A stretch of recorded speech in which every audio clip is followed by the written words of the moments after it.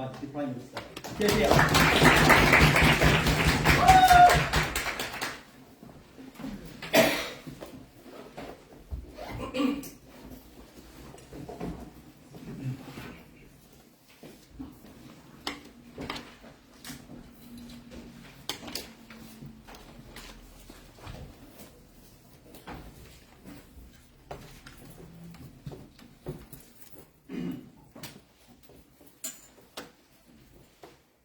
Why this is better for the self-perception of mentally ill people, but also by their treatment by society. Firstly, on the comparative. So I think social factors like things like identity, your gender, etc., wealth, location, and individual factors look more like things like the genetics, your brain chemistry, right, or things like your particular experiences and choices that you make in life, like whether you drink alcohol, what exercise you do, etc., right? Note on the comparative, on the nuance of this debate, it's not like reasonable for gov side to stand behind a doctor never telling their patient that like doing loads of drugs could harm your mental health, right? That's not what this is about. There's always going to be a degree of both of these things, but this is about the emphasis of society. It's probably also especially therefore about not just the medical profession, but about broader society. So note that we tend to have simplistic narratives in mainstream society that affect things like government policy, like healthcare, and those tend to be focused on a particular angle. So what we see, what we oppose on the gov side, is things like an angle where in school, by our parents, we have a very negative idea of mental health where it tends to focus on the individual, where it tends to say that your personal choices are to blame for certain things, where it tends to say that mental health is not something that can be attributed to broad problems in society, but is the problem of particular people and is treatable purely by like medication. But we also think that we don't want the emphasis in media. We want to focus on showing how mental health can be affected by people's social situation. How, for example, working a shitty job as a poor minority is probably going to be much more likely to make you depressed or anxious, etc. Those are the things that we don't have on status quo, but we want to have to a greater degree. Why do we think that there will be a reasonably positive representation? Sure. Do you believe that someone who has gone through family abuse, even though they are rich, should be told that that is not the issue for their mental health problems? This seems like an unreasonable thing for us to defend, probably. But even if we do have to defend that, I think on the comparative, we're going to be talking about the most vulnerable people being benefited. Okay. Why do we think the narratives tend to be particularly negative on upside in terms of what the individual looks like? So this often looks like paternalistic judgment over individual choices, or stigmatizing people about their mind. Note that there's already like generally a stigma about mentally ill people because they like, struggle to fit in society and they can like have related to certain social problems, right? But I think that this is like, there's a tipping point for this in terms of scale, at the point where when you have things like focusing on choices, and when, as I said, you're not focusing on pretty obvious choices that a doctor would necessarily have to bring up, but things that are more dubious cases, or when that's the emphasis is at the exclusion of social stuff because of things like timeliness in your doctor or in your media space, right? That's when you end up with a sort of usually a derived towards paternalistic kind of judgmental treatment, right? It's very easy if you're in a position of telling people about their individual life to slip into, even if unintentionally, a way that feels judgmental to that person. What that means is really bad for that person's self-perception. Somebody doesn't want to go to the doctor because they feel like they're going to be told over and over again negative things about their choice. It's like people who are like overweight, not wanting to go to the doctor about health issues because they know whatever happens, that's the thing that's going to be brought up, and the doctor is going to be snooty and horrible about it, right? It means that you have a bad self-perception because of things like blaming yourself. People often internalize these narratives because, as I said, they're like developed through childhood. So if you have a mental health illness, you're more likely to think it's something that's wrong with you, something that you can't you can't fix, something that like intrinsically makes you different to the rest of society, rather than being a sociological thing, which could happen to most people in the right circumstances. And that means that the likelihood of you to go to the doctor, but also just to feel good about yourself, even if you don't have those medical resources, which a lot of people is substantially worse. It's also more defeatism, right? I think, especially as I said, I think on the best side they might say, well, you think you could go to the doctor and get a pill that will treat you. I think the most vulnerable people in society don't have access to those medical resources. I think it's more important that those kinds of people who are really suffering have the idea that social circumstances they probably have some degree of control over can be changed. Like seeing their friends more, changing their diet, being able to have a different attitude about themselves. That those kinds of things can be a way they have agency over their mental health, so they're less likely to give up. There's also a spiraling effect at the point where the people around you who care about you in your life probably also going to feel if there's a narrative that societal issues are affecting them, that they can do things. It's more likely your friends are reaching out to you when you're in bad mental health because they're thinking that whether you have a good relationship is going to help you. Although they may give you advice thinking that you should maybe cut down on your work and your job because you're doing too much and it's hurting you. If it's basically a medicalized issue, or an issue that is treated as something that is purely on really bad negative personal behaviors, it's really unlikely that that happens to the same extent, right?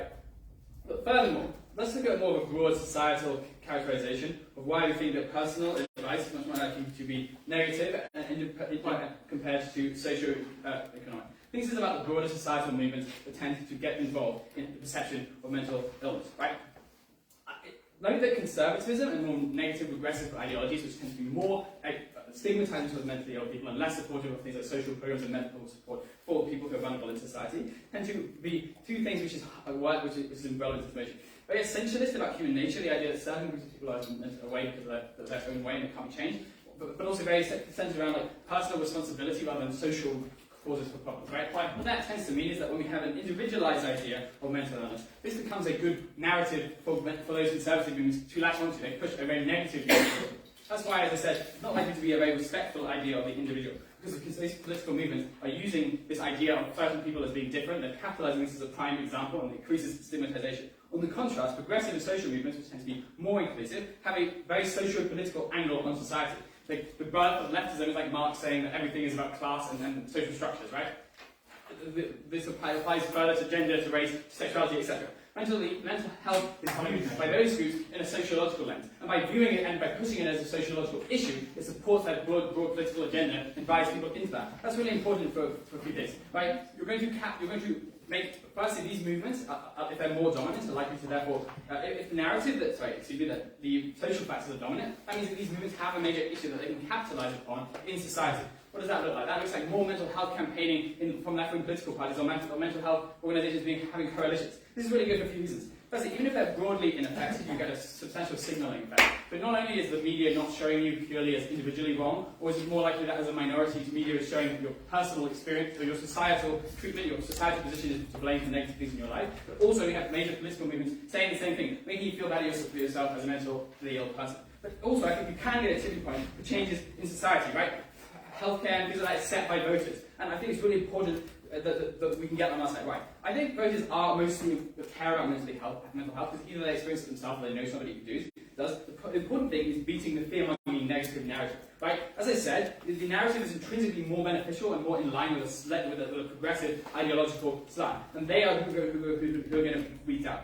Conservative movements are going to be reluctant to buy into this idea and push on their own angle the idea that mental health is because of social factors, and push like reverse ideas that blames minorities, whatever. They don't want to concede that ideological principle, which is that it's basically personal responsibility in how successful you are in life. We think that makes a society treat you better. It means you have things like better workplace protection, better ability to get sick leave from mental health. It means that things like doctors treat you more compassionately, the training is there because the government pushes it. It means that media is, again, better representing you. All these things make you have more dignity, more happiness, and more freedom and autonomy as a mentally ill person. I think these are things that make it easy for those guys. Thank you very much for that fine speech. Now I'd like to invite the leader of the opposition.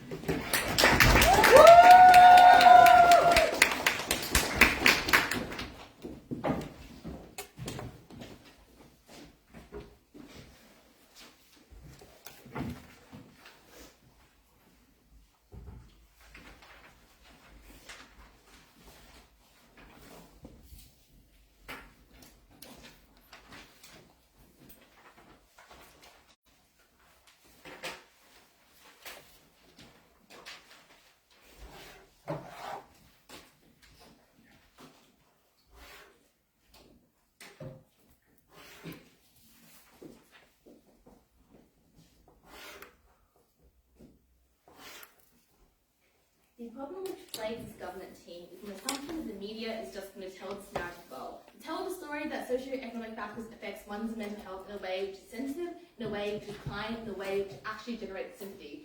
Because the media's tendency towards simplification, the likely way this looks like is to say, poor people are structurally likely to be more depressed. They are often, as a result, far more likely to do bad things like commit crimes, and that is impacting the space. This is why this is a particularly debilitating narrative. It is a narrative which generalizes people's experiences to a whole category of people, and that is what worsens policy implemented to help people who need the help the most.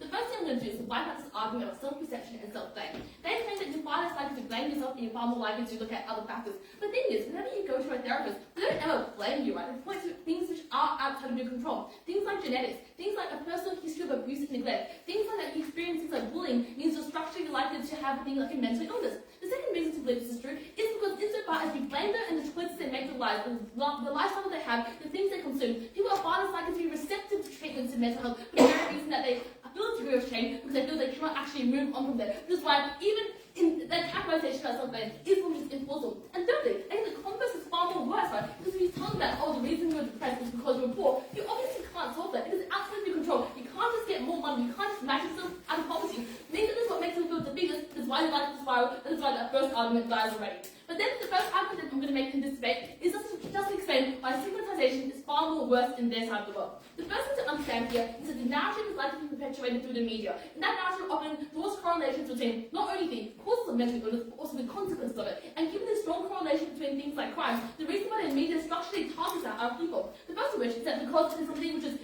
well, one, it is like sensations and clickbait, and people like reading about it. But secondly, because it entrenches existing narratives about being tough on crime, and existing narratives about how do you deal with that in a way that is far more strong. And third note here is that other causes of things like a rise in mental illness and say the youth and things like that, it's far less easy to accept for the very reason that maybe the youth are more depressed these days. Is it because of social media? Is it because of alienation? Is it because of cost of living crisis? Not super sure, but this correlation is far more strong, which is why far more able to perpetuate it down in a way which is stronger and supported by evidence. What then happens here? The first of which is that the depiction is likely to be negative as opposed to one which draws sympathies, for the very reason that A, they're able to play upon existing stereotypes, B, because they're also able to do things like confirmation bias, which is saying, often the way people treat homeless people on the subway, this is to assume they're crazy, because that's the only way in which they end up in this situation, which is why it confirms the idea about these types of people in a way which is particularly pernicious. It looks like looking at African Americans and they're commit more crimes because they're violent and they're more likely to be things like bipolar. This is the narrative that happens. It is untrue. This is how they perpetuate the narrative, and that is what makes it far more worse. The third thing is that they're far more likely to extrapolate this bias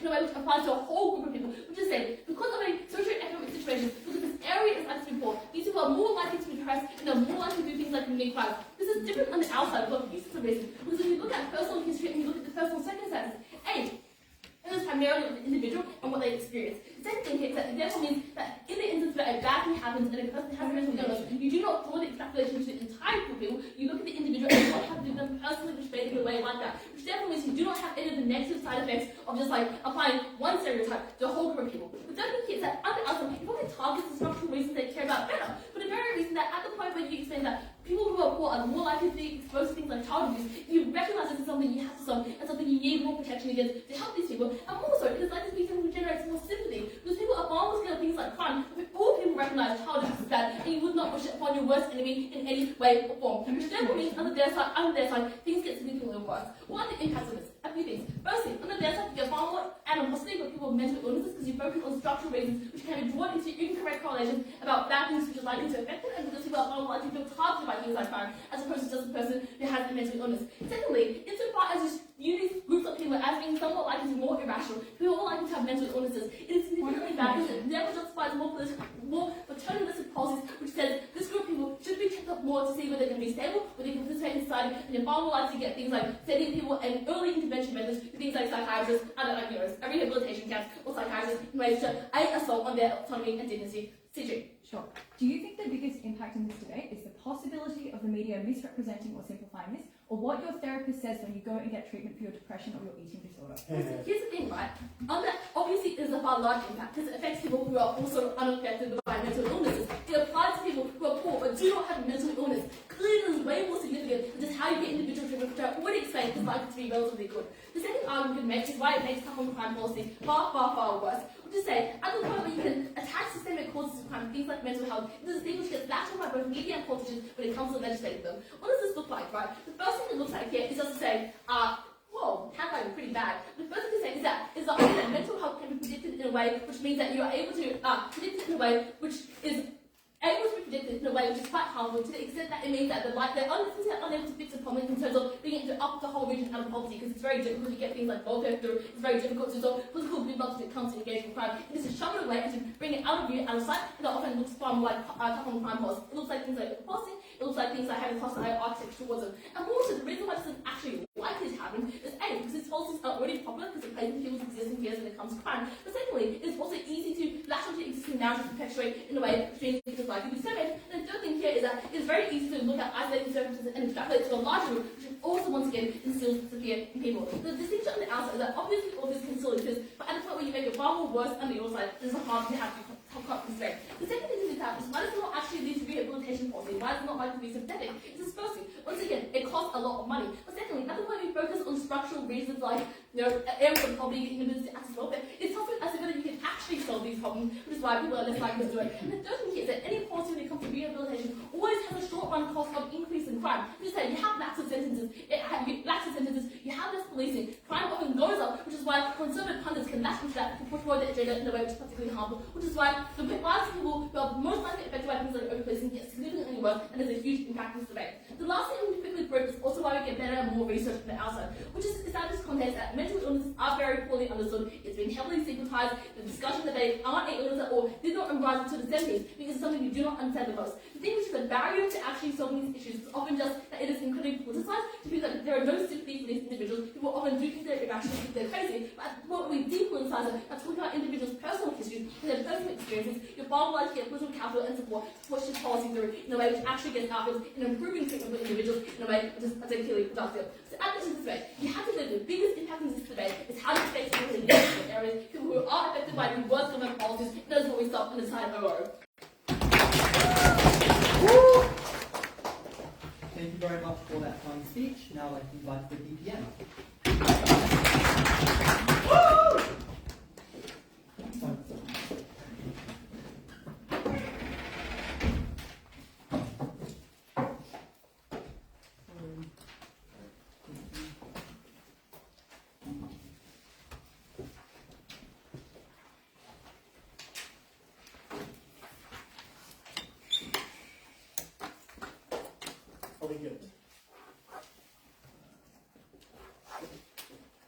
We'll start my speech in 3, 2, 1. We'll do some extraneous responses and then talk about how this is better in terms of policy.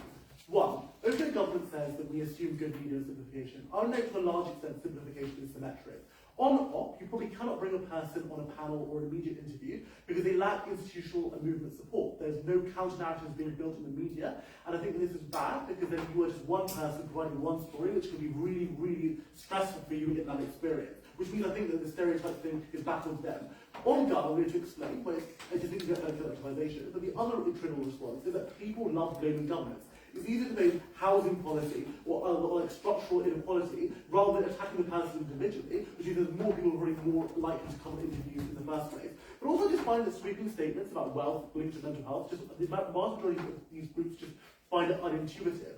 But on confirmation bias and how people are like confirmed by these sorts of things, this would just then, the logical conclusion of then opening opposition's response would be then, why do then not social movements, left-wing parties just fail and not get elected in the first place then? Obviously people just do not believe these stereotypes to begin with. No, they were free to respond to me. Obviously then people just don't believe these stereotypes in the first place. They're just voting in left-wing parties which literally talk about oppression, these things to begin with. Then on defeatism. Defeatism happens to everyone whoever has mental health. This is really unnuanced claim to begin with. Mental health is something that stays with you forever symmetrically. Note that I wake up next to Alistair and Alistair has to take ADHD pills every single day. I think this is something that just they know they have to do, and something that they just sometimes defeat us over. It's sort of up and down, right? I'm going to explain why it's more about support, and that's the most important metric and self-perception within that support. They're all structural and rational reasons. To outsiders, I just don't think they care about rationality because they're undereducated and mental health is very, very complex. Also, the media can spin on their side too and explain why these rational reasons that the Labour opposition so loves are probably also irrational. But also just hard to come across and very complex. I think therapy is also hard behind closed doors, because it's hard to disseminate, and people feel uncomfortable sharing their own experiences because they're more helplessness on their side. Okay, let me explain sort of a couple of things here. Where does the rise in this come from, and then what the focus is going to change? 3 reasons. 1, publicity and information about mental health has become more online with self-help and online material, because therapy is very, very accessible. Second of all, celebrities and social media, and third of all, therapy speaks through the proliferation of language. There are 3 ways this affects progressive parties. 1, they tend to have socioeconomic analyses about groups of people anyway, which means it will fit into their narrative. 2, they already tie their movement to minorities and sensitivity in the first place. And 3, campaign spending. This is the most important comparative mechanism. They can scale this because of voting blocks, right? If you feel as though you're connected to a family member or someone in your own community who is likely to be someone who has mental health issues, you're more likely to vote for these groups of people. We don't have to prove money, right? If we believe that increasing in ease in signalling is the thing that is most important, for example, having a disability champion being mandatory in all workplaces, or including mental health and sick leave, day-to-day interactions are better, and this means that through contact theory, potential stigma may just go down. On for conservatives, it's electorally bad to reject things like structural socioeconomic repression and making sweeping statements about these things like the closing of the Shibboleth is. That would be really, really bad electorally and would harm them. I'm now going to go through and explain why it's very, very exclusive on online material and how we change these things. 1, I think you have to have verification checks and medically approved material. Second of all, professors are very gate-kept, and forums, you need participation from the most least marginalised never happens. I'm going to explain now why collectivisation is much better. 3 comparative reasons. 1, intersectionality. I think academia is already very progressive about socioeconomic status. The typical point now is, and now you're going to focus on these things to begin with, you can justify to grant funders now, where you're going to focus on things like mental health issues. Second of all, this may sound bad, this is just a mechanism that exists in society for people on dickheads in society, is that profit incentives now change. You want a competitive advantage by publishing books and stuff, and journal articles which usually focus on these things to begin with, because you want to be the first person in that field to do that in the first place. Now I'm going to explain why social movements are likely to improve, but before that I'll take CO. Things like celebrities talking about mental health or social media rising are symmetric. What exactly is the reason? Yes, I'm getting on to that right now. So, I think it's easier for marginalised groups on Gov to backlash against not being included in societal factors to begin with. Because the obvious response may be like, oh, we can have a sweeping statement about wealth, but now there could be a group of people who are just not included within that, or like any other thing like gender or stuff like that.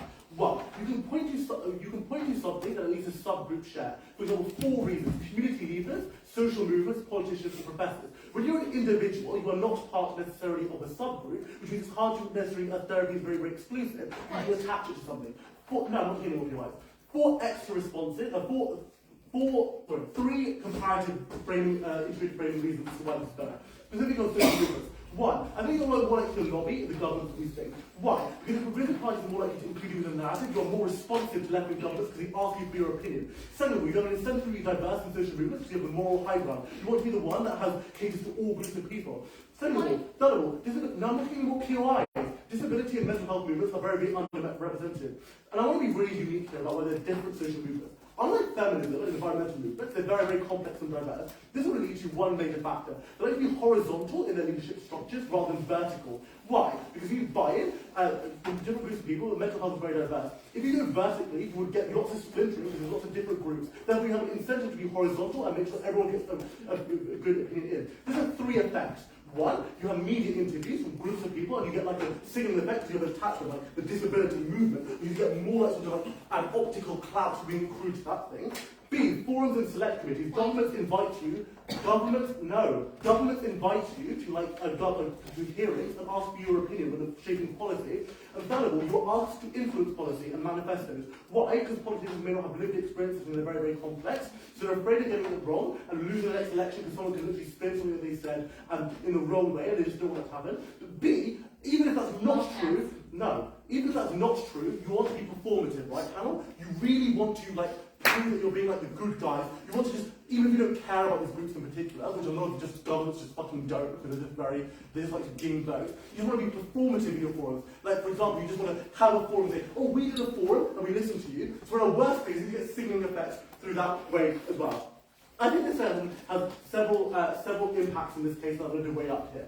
1, you have a check back against stigma, responding to the COPY, right? Because the celebrities that are doing a bad thing, they're now going to get checked back because there's a big social movement which is likely to collectivise in the first place. And the reason why you want to collectivise and people will join is because it's very, very hard for you to opt into a movement when you have one experience. Because the initial barrier to entry is information access, risk, and personal history, right?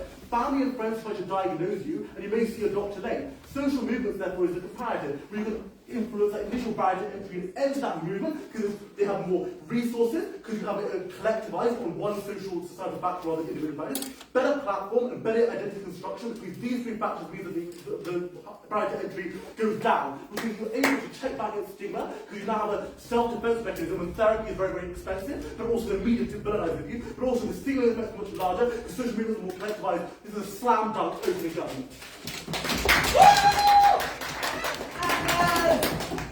Thank you very much for that fine speech. I'd like to now invite the DLO.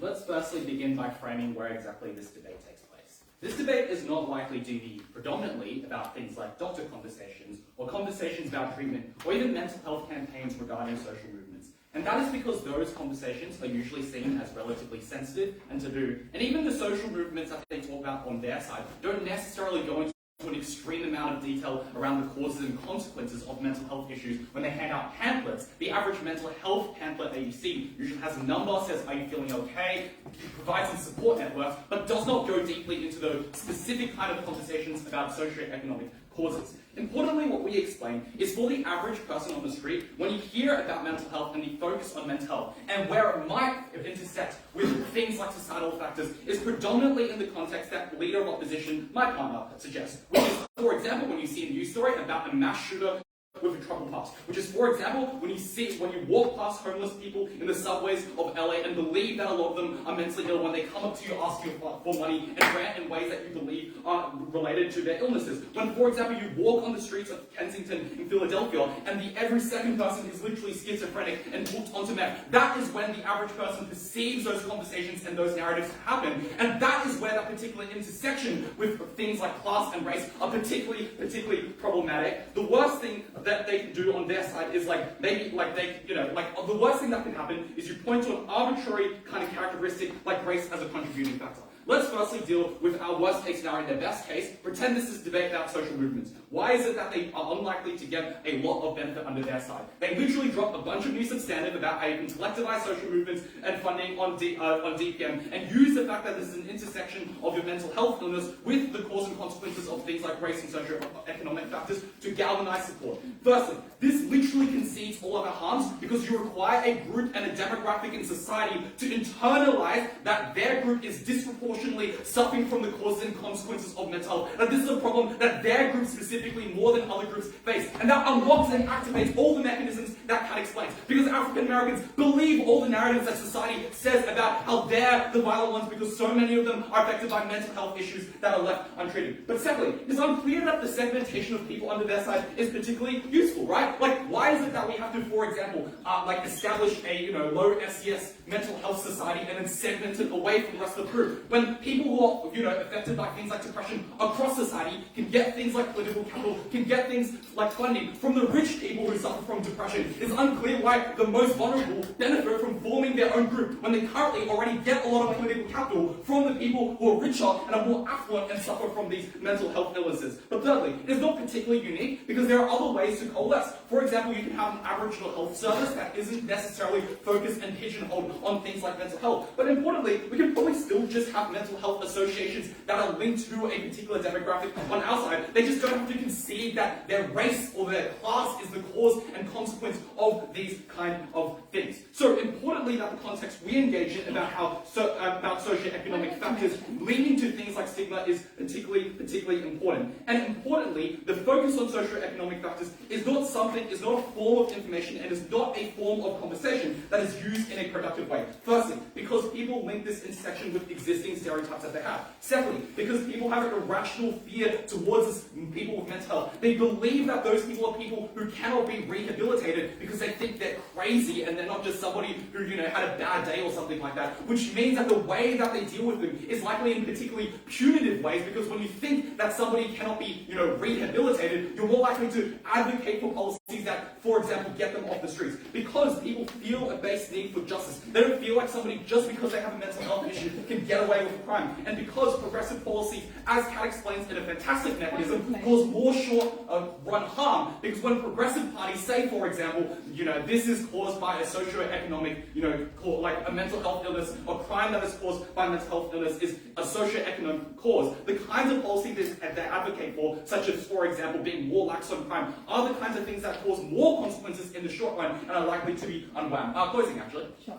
Do you think it is better for young women to internalise narratives that say media expectations are the reason that you have developed body dysmorphia? Or should they instead believe that they are perhaps vain or petty or a little bit, overly focused on... Alright, let's deal with the point on opening about self-perception, which is the idea that if you believe that the difference between believing there's something wrong with you or something is a lot more structural. The first thing to say is that it is unclear that these stigmas don't impact people in the same way. Let's take a primitive example. If somebody comes up to me and tells me that I'm weak, obviously I'm offended. However, if somebody comes up to me says you're weak because you're Asian. It's extremely, extremely unclear how I'm less affected by that. Like, it's extremely unclear what the delta is on their side. People still feel intrinsically tied to notions of race. People feel intrinsically tied to notions of class. It's unclear why just because you scapegoat to some arbitrary factor on their side, people feel so much better and people feel so much more likely to do things like go to the doctor. But importantly, you have to engage in weighing within this debate. At best, they give a marginal feel-good benefit to some people afflicted by mental health are in the kind of marginal position of making up their minds about whether to go to the doctor or not.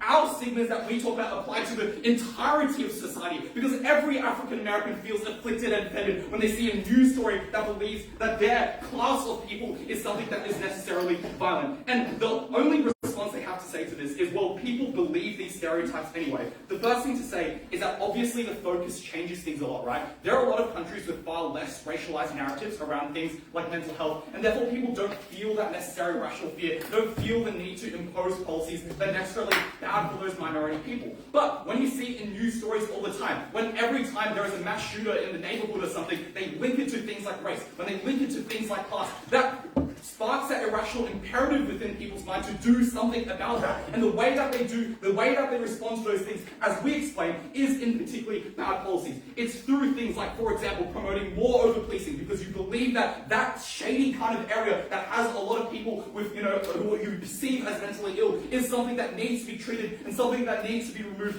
far, far away from you. Why is this the most important impact within this debate? Firstly, because we explain this is by far the largest stakeholder. They engage in marginal conversations which are unlikely to change because the way that a psychiatrist or a doctor talks to you is not affected by narratives or focus, because they work and operate in scientific and technocratic ways. But the way that society believes these kind of things are far more likely to have the policy shifts that we talk about. But secondly, because this leads to far, far bigger consequences. Yes, it is unfortunate that some people feel some stigma when they have a bout of depression, but when we're talking about how to structurally deal with things like crime, those are the kinds of things that lock people behind bars. Those are the kind of things that cause racist policies that put people into an underclass of society. These reasons we're very proud to oppose. Thank you very much for that fine speech. Now let's invite the members of government.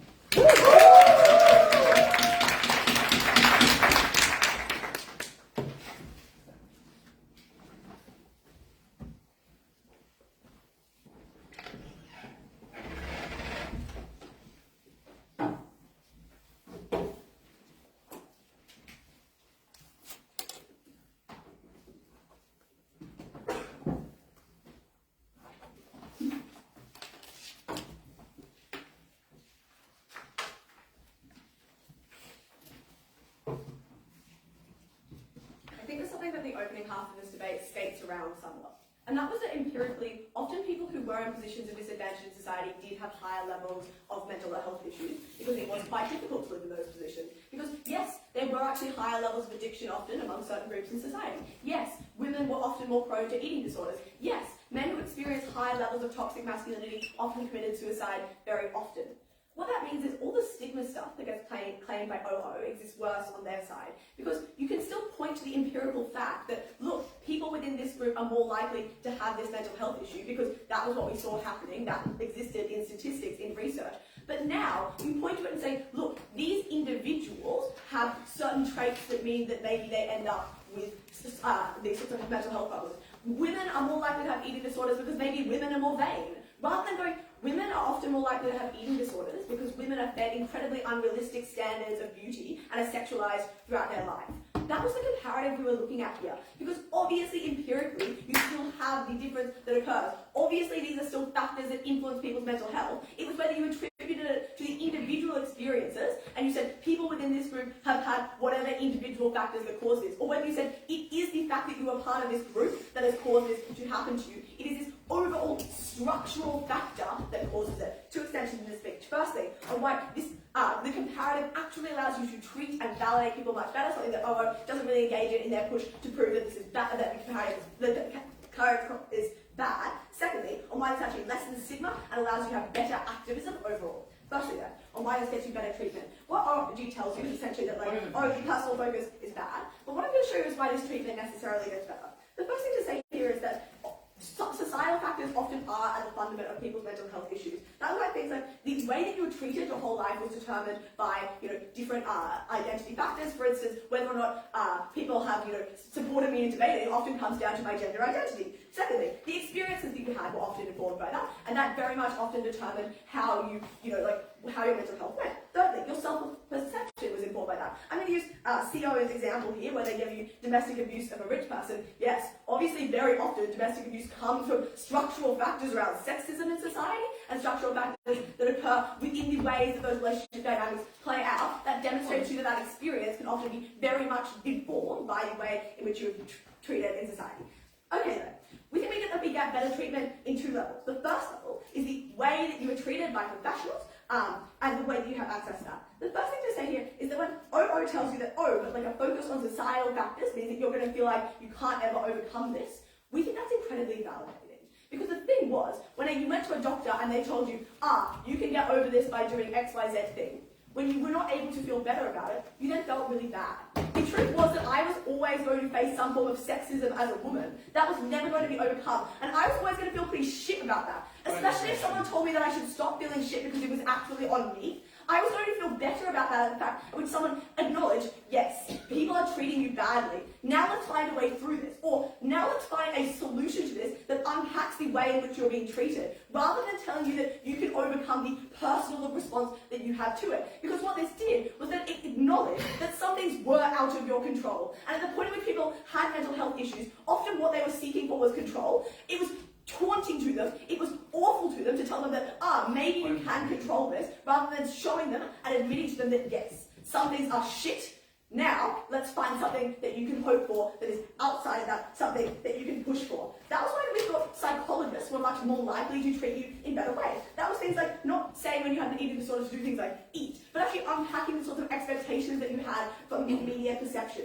But then lastly, on this, we thought that governments are often more incentivized to put things like funding in when you view this as a bigger societal issue. What that looked like was like in COVID. Often in many countries, more money was put towards mental health because we did not say, people are bored and lonely because they're at home. We said, COVID is something that is making people structurally unable to access good mental health. Let's put something into this because it is not individuals' fault. It is something that the government actively can do something about, whereas individuals cannot do anything about it. You shifted the burden to someone who could actually change this. Second level of analysis at this point is why we allow individuals to better attain support. The first reason for this was because you were, by attributing this to a social cause, you allowed people to find a community. Because when you told me that perhaps my mental health issues came from the fact that I was, say, queer, I was more likely to go out and find people who had similar experiences through this. The comparative here is who tell me that it's because of the way that I'm wired, it's because of my genetics, it's because of what I feel. It's much harder for me to find someone I connect to on that level, and therefore it's harder for me to find someone who I can talk to about my experiences and connect to. Because now you say you should look for someone who feels the same way as you, and that's much more difficult. By comparison, when I'm able to go towards people who have been from a similar group, I'm much more likely to find the support and the community that's going to help me. But then the next reason was because you were able to get more support from people who were like you, even if they weren't part of that identity group or whatever. That was because often mental health being personal was very alienating to people. When I met a friend who was, say, incredibly depressed, I was often not sure what to do about that because I was told it was personal. It was not something I could understand because it was based on individual factors. That meant that I didn't actually know how to, say, support that person. I didn't know what was going to be good for them. I didn't know what they needed. By comparison, when you say it's a societal experience, you're given a way to help. Maybe I know that someone doesn't like to be called a particular word because it draws back to certain traumas in their past because that's connected to their identity as, whatever gender. That was the point at which you were much more enabled to help, yes. It's hard for an individual doctor to solve societal issues, but media outlets can detriment public policies with incentives to great. I'll deal with that right now. But also, I think that we're not putting the burden on doctors to solve societal issues. Sometimes I just wanted someone to tell me that it was shit to be a woman in debating. That just made me feel way fucking better. Alright, let's deal with why there's less than stigma then. What OO tells you, I'm going to engage realistically here in OO and get up there over OG. So firstly, that obviously there are empirical statistical things that people can point to when they have the conservative sensationalist impulses that the opposition wanted to claim in this debate. What that looks like in their world is saying that, say, depression is based, which is common in individuals of this group, must be because of whatever, individual factors that those people had. That looks like saying things like, obviously women must be more depressed because they're more emotional as individuals, and that meant that they were more likely to be depressed or something like that. That was the point at which you could not focus on the fact that it was actually a societal factor. You don't get an in to social movements to defend that. Because by comparison, even if you believe their best case scenario here where conservative groups can come out and be like, oh look, this group is worse, has worse mental health. Now these social movements have been given the political capital by saying that this is a part of a societal problem, to say, yes, because these structural reasons that we are acknowledging are the problem allows them to re-co-opt that messaging and therefore to lessen the stigma because we are attributing it instead to the societal issue we are so proud to propose. Thank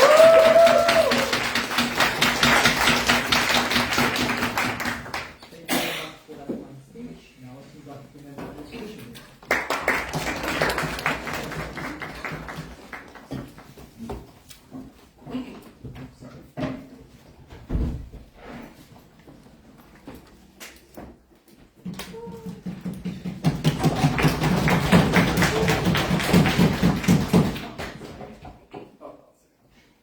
Good.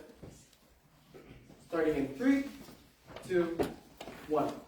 Panel, depression does not discriminate. Whether you're black, white, or Asian, rich or poor, you are as susceptible to this illness as anyone else. But what happens in government's world is that people who are not expected to have depression, people who are not expected to be bipolar from different social groups, either do not self-report that they have this illness, deny that they have this illness, and people misrepresent their blights and their illnesses in the very first place, making it more likely to, 1, feed into the stereotypes and stigma that women are more likely to be susceptible to things such as hysteria because men do not self-report, but secondly, people are more likely to suffer the consequences of mental health illness, people are more likely to die because of this, people are more likely to harm themselves, and we think that this is incredibly harmful. The extension then coming from closing opposition will be clean and simple. People with mental health issues are less likely to seek treatment, and treatment is less likely to be nuanced on both a social level and how people treat people with mental health issues, and more importantly on an individual level, which opening opposition clearly did not want to win on because they do not have an argument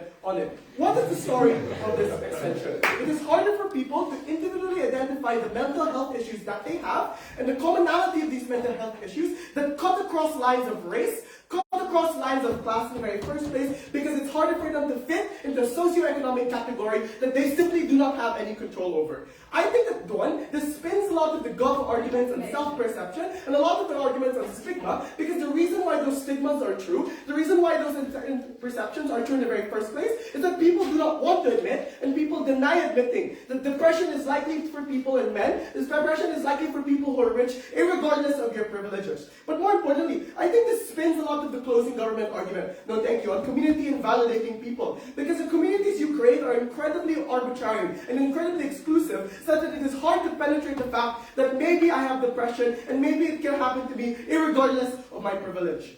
And we also beat opening opposition's best case on things like internalization and social consequences. What then are the levels of this extension? 1, why are people less likely to seek treatment? Secondly, why are communities are more likely to deny you the seeking of treatment? And thirdly, why is therapeutic aid and why is aiding something significantly better, both on an individual therapist level and a societal level on how we treat the mental health and how we treat people from different socioeconomic backgrounds? Firstly, why are people less likely to seek treatment individually? Opening opposition is correct that some of these conversations happen in private, but the difficulty here is that it is people first admitting that they have mental health issues for them to be able to seek it in the first place. Why are they less likely to admit it? 1, people self-diagnose first, and they often do that by finding similarities on the general conception of mental health. For example, I'm more likely to seek treatment about depression when I understand that people who generally have depression generally have found things such as family abuse, assault, or even things like trauma, things that are generally universal and common issues that anyone can relate to, irregardless of your socioeconomic background. But secondly, you seek confirmation from those proximate to you, either passively by seeing it with those around you. But the problem is if everyone expects only women to have things such as eating disorders, men will never talk about it. If people only expect men to have depression because of that toxic masculinity, women, other racial minorities will never talk about it in the very first place.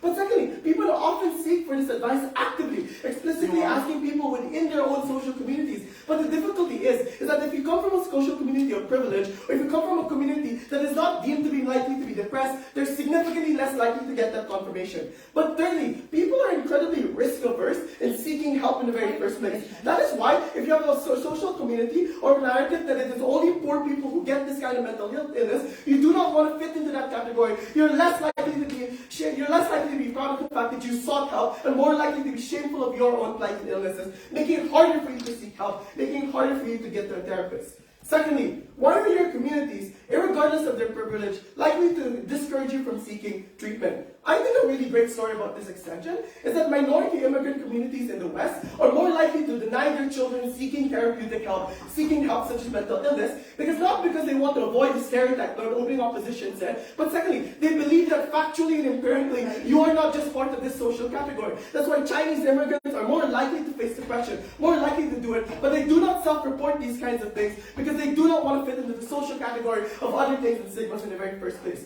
Why is this the case? A, we think a lot of these communities are self-destructively optimistic and are treating people who are afflicted. But B, they cannot control the socioeconomic factors and often do not want to be muddled in with other factors in the very first place. And the impact of this is quite simple. Your community and you yourself denies the need for help, but secondly, more importantly, the positive case on our side is that people in general, irregardless of your background, are more likely to be sensitive to mental health issues because they're unsure of your personal history, because they're unsure of the degree of harm, and because they understand that this is a commonality issue that everyone must understand in the very first place. That's why we're more likely to get a positive perception about mental health and different socioeconomic groups, because we understand that we can all suffer the same plight, but secondly, more importantly, you are more likely to seek help, and that is incredibly important. Before I move on, sure, opening. Yeah, even if you self-diagnose, which is the metric like I said on the DPM, you're still likely access an increase in literature. You can see that this increase in tailored dialogue with social movements. No, I don't think that's simply true. I think what happens with the self-diagnosis, which you misunderstand, is that people are less likely to be willing to self-report because they do not fit the social categories and expectations that exist on your side. Why is this then, the social and individual treatment, significantly better? One, this spins a lot of the arguments coming from closing government on treatment and validation. I think it is very disingenuous for a government bench to say that doctors will make you feel bad about your personal decisions. I think A, they have a good incentive to ensure that you're coping well because it's their job and because that's how they perceive their success. But B, they're more likely to be able to give nuanced treatment as to how your personal history with family abuse affected your mental state, as to how things such as your personal history with drugs affected things such as how you got depression in the very first place. But thirdly, and most importantly, you're more likely to be validated because you're not just a statistic, you're not just an anomaly, you're a person with a complete history and narrative that is completely unique into your first place. You're not just another person with depression, you're a person with a specific illness and a specific harm that you're trying to cure. That's how we are, like, one, more likely to gain positive support for people with mental health issues. But two, we are not only less likely to generalize on your side, but more likely to find a commonality between social groups, between socioeconomic backgrounds, making it easier for us to treat this. I think this beats government bench because it spins a lot of the arguments that opening opposition refuse to engage on. For example, things like self-treatment and self-perception. But more importantly, I think this beats opening opposition because I think this is a larger impact than discussions on the media and stereotypes, which, by the way, exist either way. But secondly, a lot of these preconceived biases and negative connotations still exist. There's no argument as to why this is the margin that triggers everything. We argue how we help people. We get them to seek treatment. We ensure that they do not inflict harm upon themselves and suffer the consequences of mental health issues because this is where we validate their experiences. For all these reasons and more, the motion falls. Thank you. Thank you very much for that fun speech. I'd like to invite people from Whip.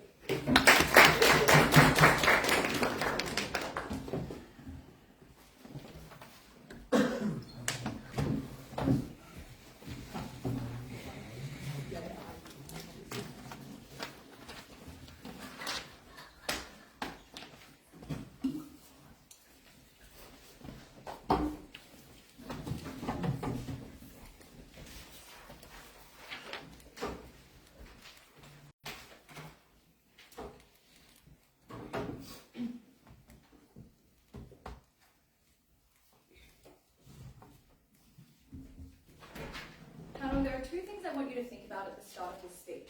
Firstly, just how uncharitable every bit of framing that comes from opposition bench is. That media narratives are going to be so simplistic that they say, like, black people suffer more depression and that's why they're more criminal, which is like barely an extension on, oh, black people are innately more criminal. Or that media narratives are so simplistic that you're going to think, well, I'm a woman and men get depressed more. It's definitely not depression. I definitely shouldn't go to the doctor. I think that's ridiculous. I think that closing government takes this debate. Firstly, on OO, on their framing, they say that this debate is, like, most importantly happens in the media and things like that because of the number of people who are affected by media narratives. I think, firstly, we get a much higher impact fact a more direct relationship to like emotion when we say that this debate is probably about that, but also about the way that you are treated, and that is a unique benefit that only inclusive government has really talked about. That the people who are suffering from mental illnesses are probably most important in this debate because they're experiencing a huge amount of harm, pain and suffering, and that when we can give them better treatment, when we can help them to fix these awful problems that destroy their quality of life, that's a really big benefit. But secondly, because I think that the notion that media narratives affect everyone, there are two issues with it. Firstly, yes, I think that it's probably good that we have more awareness about the fact that there are things that affect everyone that produce mental illness. The fact that if we talk about poverty being connected to mental health problems, which are then connected to criminality more, I think that's actually not a necessarily bad thing to be in the media. Again, being even slightly charitable about the way that people frame this when they have media discussions, even slightly believing that maybe left-wing organisations, left-wing news organisations will do this in a sensitive way. But secondly, I think this relies on a pretty off mechanism. That is, that the media is going to push this incredibly badly because they're sensationalist, simplistic, and they enjoy the negative depiction that it allows them to do. They can claim because of that dodgy mechanism, this really broad impact, but I think it falls for three reasons. Firstly, this is not just in the news media. I know this is mitigatory, I'll flip it in a second, but I think at least some of it probably happens in like social media infographics as well. That's probably the worst case example for us, and I think still that is probably somewhat good. Secondly, the notion that you would like internalize media narratives about yourself kind of without any level of sense checking is a bit ridiculous. If I hear a narrative that's like, women are kind of unmistakably always going to be anxious and they can't fix it just because they're women and sexism is so bad, I think probably I would have some level of sense checking, be able to take the bit that is like sexism is bad, but then also believe that maybe these things are still fixable. I don't think we have to stand behind not being fixable. No, thank you. But thirdly, I think that this bad focus, the notion that this focus is going to be so bad is probably not charitable. I think there's some easy examples of ways that this is different. Things like the It's Not Weak to Speak campaign in Australia that really targets men who really struggle to open up about depression because of toxic masculinity. But also, I would note that there are times where it is explicitly profitable and in the interests of even conservative organisations to talk about mental health in a structural way. Like talking about how evil COVID lockdowns were so bad for people's mental health. I think that we get broad levels of support for that. I'll take a POI from opening. If our stereotypes were symmetric, why do conservatives spend so much time spanning these narratives to gain traction for tough and crime policies? Firstly, I don't think that they necessarily do span these narratives so much. I think they often just go for the more lower common denominator, like racism, when they want to talk about have like pretty poor conceptions of criminality anyway, and probably this doesn't change them significantly. But next on this push that is quite bad for us to focus on these narratives because they are not very changeable. I think that Eleanor gives you two really good mechanisms for this. Firstly, that being opened up and having access to a community of people, who share this experience and these problems and possibly also have mental health issues because of them is in and of itself a benefit. That is, even if you can't fix sex, being in the company of women is incredibly important and can help you to talk about these things, which I think actually can fix the problems that might have resulted for you from that. But secondly, that it can be a bit of a, maybe a cope when someone says, oh, this isn't entirely your fault. And sometimes that kind of solace is just really nice. But also some other things. Firstly, I think that you can change really harmful social factors. Obviously not perfectly, that would be a pretty unfair burden. But for example, consider how it is now far more unacceptable to only have incredibly skinny white women as models, and how that has had a tangible impact on improving people's body image, because we have more representation, because photoshopping is much less accepted than it was even 15 years ago. But secondly, even if you don't believe that, I think your individual experiences are even less changeable, because you cannot change your genetics. You cannot change the terrible things that might happen to you when you were a child. It is much better. But then we give them a POI, they offer a POI and they say, well, doctors can't solve this. I'm going to talk about treatment more in a second, but I think that all of the responses I've given already respond to this. But then lastly, we offer them the opportunity to talk about treatment when we give them a POI, and they simply cannot engage because they're so desperate, to push their framing of this debate. I think that, though, accepting that this stigma is likely to persist, it is probably better for you to be able to talk about, to be given a reasonable and accurate description of how your life is affected by a doctor. But now I'm closing. Firstly, again, I think uncharitability has been a big problem for that, because they say, oh, well, now that on our side you don't fit into the stereotypes of who is affected by this condition, so you simply don't seek help. Firstly, this is a focus on it rather than... No, thank you.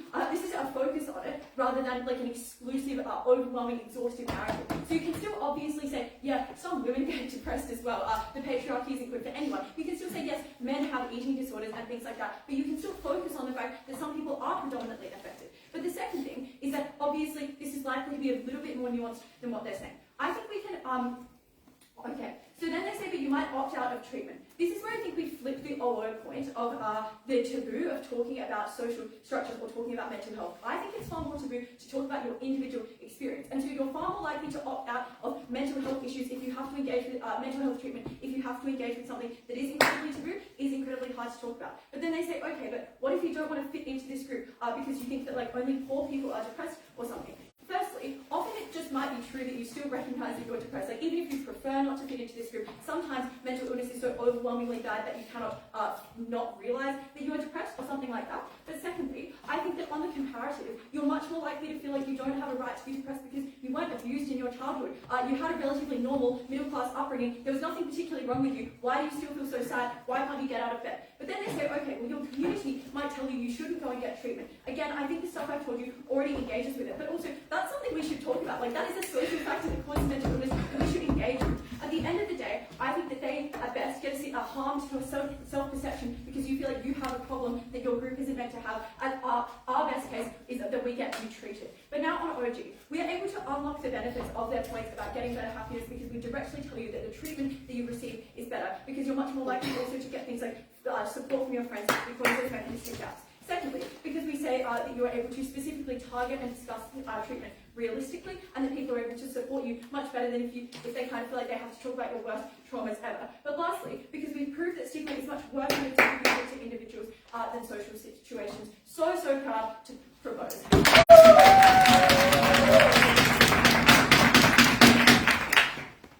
like to thank the speakers. Finally, I'd like to invite the competition.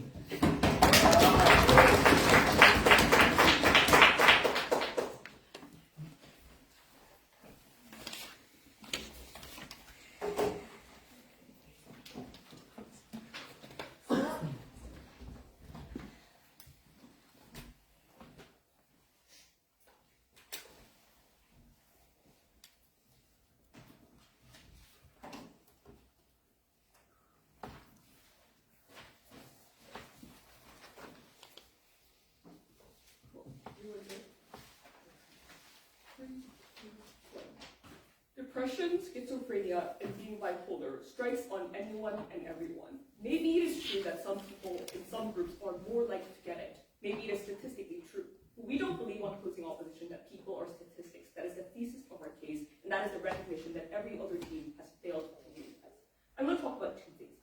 The first thing I want to talk about is I want to weigh our case against social movements and explain why social movements or media narratives are not necessarily the most important thing in the round. I first want to weigh against opening government. Opening government's main claim is that social movements are likely to crop up as a result of this, and therefore media is more likely to gain traction, etc., etc.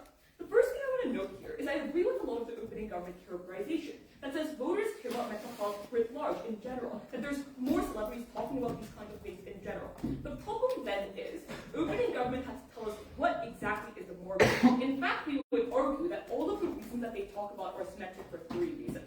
The first is because people know that their family and friends are becoming more and more impacted as a result of mental health, and they're still likely to care about it. The second is that because I think mental health is becoming a more evident problem in society, regardless of whether it has a societal impact or not, the fact that it is getting more attention in the media, the fact that more people know about it, the fact that information is spreading, all of these are reasons to believe that mental health narratives are likely to still exist, that support is likely to still exist. Three, individuals understand that they can be impacted by it, and therefore it is likely, probably symmetric, that people talking about mental health is not going to be the difference maker in the round. But more importantly, the way that I want to give is very simple. I think that maybe there's some difference in terms of the degree to which social media talks about it.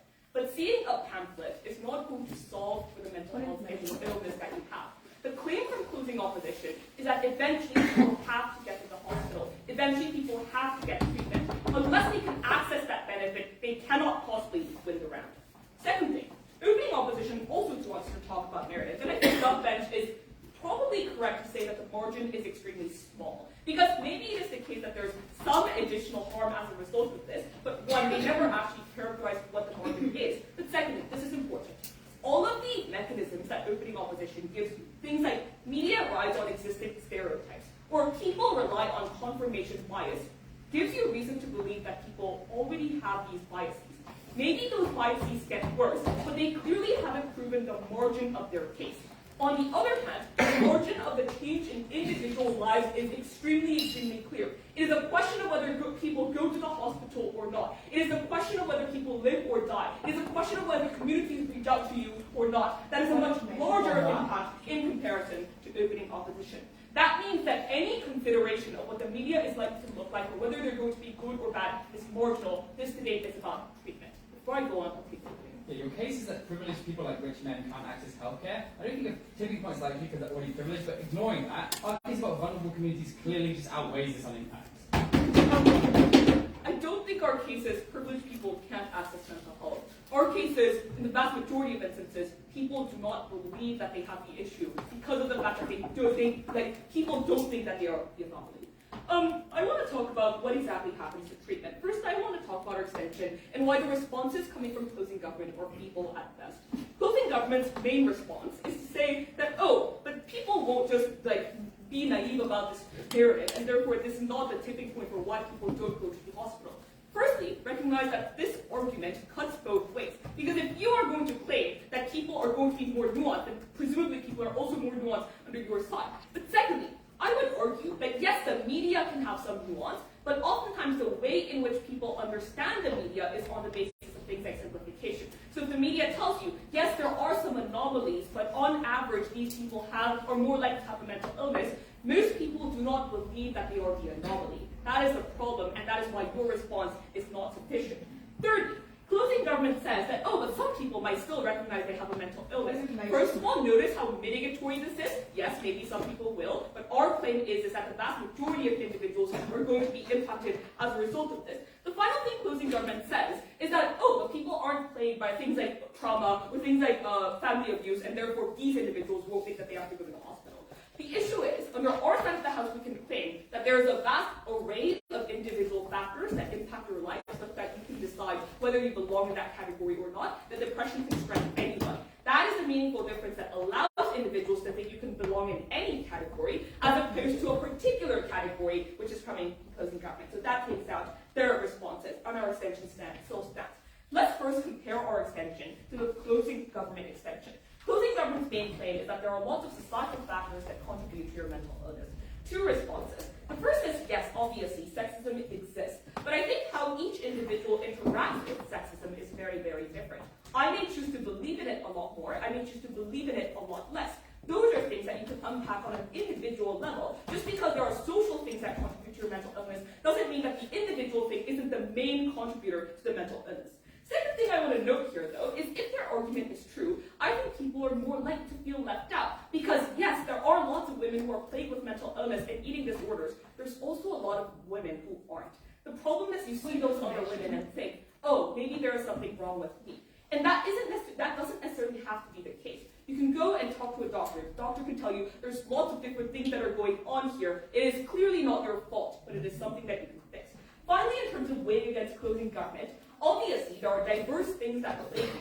One, we think we win on the prerequisite basis, i.e. going to the hospital is the most important thing. Maybe doctors can have varying degrees of treatment, but nonetheless they can provide things like coping mechanisms, provide things like medicine. You need to get individuals there in the first place, so their quality argument is marginal in comparison.